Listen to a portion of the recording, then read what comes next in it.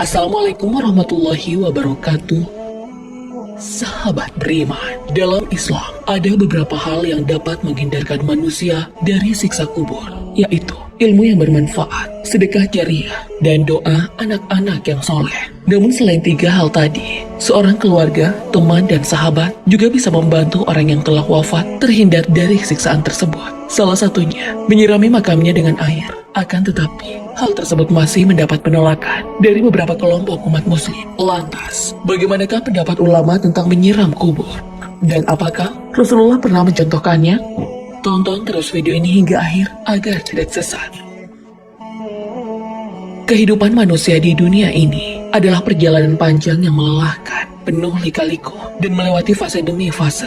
Berawal dari alam arwah, lalu ditiupkan ke alam rahim, dihidupkan ke alam dunia, menunggu di alam kubur, bertanggung jawab di akhir, dan kekal di tempat yang telah ditentukan Allah Subhanahu wa Ta'ala.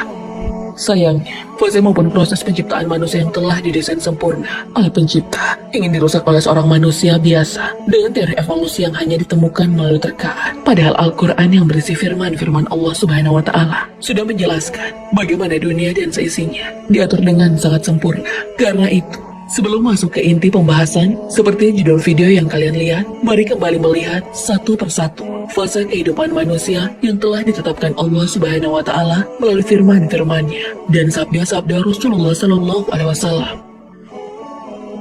Sejatinya, tak seorang pun yang mengetahui kapan dan berapa lama roh manusia hidup di alam tersebut. Sebab, jauh sebelum seorang anak manusia dilahirkan ke dunia ini, Allah sudah lebih dulu mengumpulkan seluruh roh di alam arwah untuk dimintai persaksiannya. Sebagaimana Allah Subhanahu wa Ta'ala berfirman, "Dan ingatlah ketika Tuhanmu mengeluarkan keturunan anak-anak Adam dari sulbi mereka, dan Allah mengambil kesaksian terhadap jiwa mereka dengan berfirman, bukankah aku ini Tuhanmu? Para roh menjawab, betul engkau Tuhan kami. Kami menjadi saksi. Allah berfirman kembali, kami meminta persaksian agar di hari kiamat kamu tidak mengatakan, sesungguhnya kami adalah orang-orang yang lengah dari keesaan Tuhan. Al-Quran, Surah Al-A'raf, ayat 172.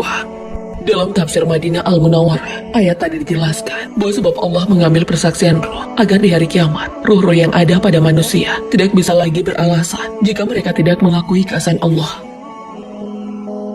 Setelah persaksian itu, barulah Allah meniupkan roh dalam tubuh anak manusia yang ada di alam rahim. Saat di alam rahim, Allah Subhanahu wa Ta'ala lalu mengutus malaikat untuk menuliskan kembali 4 ketentuan yang akan dialami oleh setiap manusia. Pertama, rezekinya, lalu ajalnya, kemudian amal perbuatan baik atau buruknya, dan yang terakhir, ditempatkan di surga atau neraka. Tak berhenti sampai di situ. Saat roh telah berada di alam rahim, ada 2 kejadian yang tidak kita sadari. Pertama, seluruh malaikat diperintahkan bersujud sebagai bentuk penghormatan kepada setiap manusia yang akan lahir. Dan yang kedua, iblis mulai mengumumkan permusuhannya kepada manusia. Sebagaimana Allah Subhanahu wa Ta'ala berfirman, maka apabila telah kusempurnakan kejadiannya dan kutiupkan kepadanya ruh, maka hendaklah kamu tersungkur dengan bersujud kepadanya. Lalu semua malaikat bersujud, kecuali iblis yang menyombongkan diri dan kafir. Al-Quran, Surah Asy-Syad, ayat 72 hingga 74. Kemudian, dihidupkanlah manusia ke alam dunia. Setelah 9 bulan lamanya berada di alam rahim. Di fase inilah, catatan amal, rezeki serta ajal diberlakukan. Semua manusia akan menjalani hidup sesuai dengan ketentuan Allah dan dibekali pedoman berupa kitab Al-Quran. Akan tetapi, dunia dengan segala kesenangannya merupakan tempat ujian bagi manusia, bukan tempat untuk berfoya-foya. Rasulullah SAW pernah memberikan contoh bagaimana cara yang benar dalam menjalani kehidupan di dunia. Ibnu Mas'ud radhiyallahu anhu menceritakan bahwa Rasulullah SAW tidur di atas tikar. Ketika beliau bangun, di pipinya terlihat bekas tikar. Sahabat yang melihat bekas itu kemudian bertanya, "Wahai Rasulullah, bagaimana kalau kami sediakan untukmu kasur?" Rasulullah pun bersabda, "Untuk apa kesenangan dunia itu? Hidup saya di dunia ini ibarat seorang pengembara yang berteduh di bawah pohon, kemudian pergi dan meninggalkannya." Hadis riwayat Tirmizi.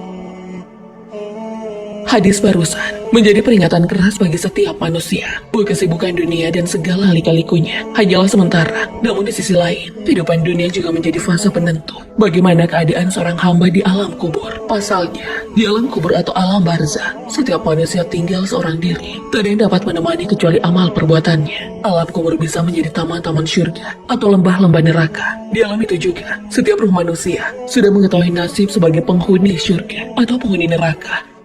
Jika seseorang menjadi penghuni syurga, maka diperlihatkan baginya pintu syurga setiap harinya. Dan sebaliknya, ketika menjadi penghuni neraka, pintu neraka pun akan dibukakan untuknya setiap waktu. Sebagaimana Allah Subhanahu wa Ta'ala berfirman, kepada mereka diperlihatkan neraka pada pagi dan petang. Dan pada hari terjadinya kiamat, kemudian Allah memerintahkan malaikat, masukkanlah Fir'aun dan kaumnya ke dalam azab yang sangat keras. Al-Quran, Surah Al-Mu'min, ayat 46. Namun istimewanya, di fase alam kubur ini, peran keluarga sangatlah dibutuhkan. Bagaimana tidak, setiap doa, bacaan Quran, sedekah, serta amalan-amalan lain yang ditujukan kepada orang yang telah meninggal, dapat memudahkan ruhnya menjalani kehidupan di alam tersebut. Bahkan seorang keluarga, sahabat, maupun teman, dapat membuat penghuni kubur senang dengan berziarah ke makamnya.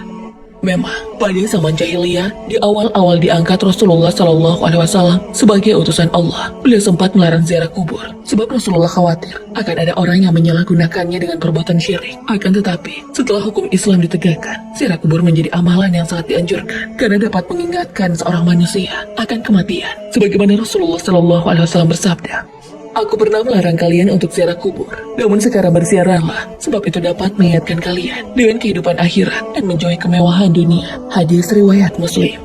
Di negara kita sendiri, ziarah kubur sudah menjadi tradisi di berbagai pelosok-pelosok Indonesia. Tak jarang, di pemakaman-pemakaman umum, kita biasa melihat peziarah yang mampir untuk mendoakan. Atau ada juga yang membawa bunga serta air untuk ditabur dan disiramkan ke atas makam. Sayangnya, tradisi menyiram air dan menaburkan bunga di atas makam sering dianggap tidak bermanfaat oleh sebagian umat muslim. Padahal, perbuatan tersebut sudah dicontohkan oleh Rasulullah karena memiliki manfaat untuk penghuni kubur.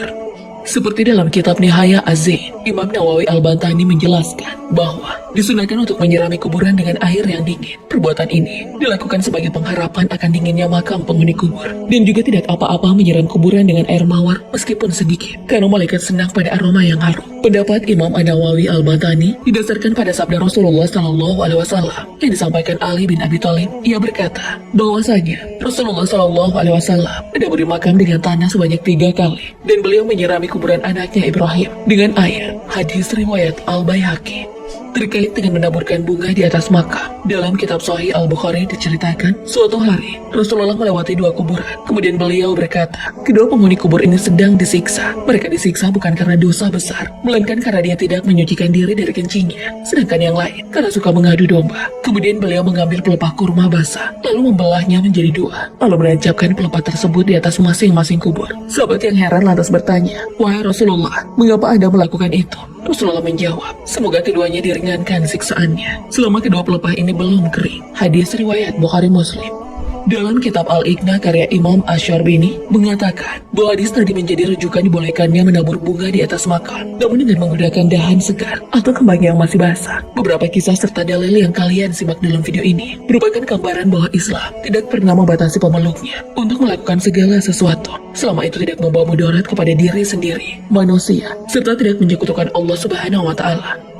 Sahabat beriman, kapan terakhir kali kalian berziarah kubur ke makam keluarga kalian yang telah meninggal? Allahu a'lam bishawab. Wassalamualaikum warahmatullahi wabarakatuh.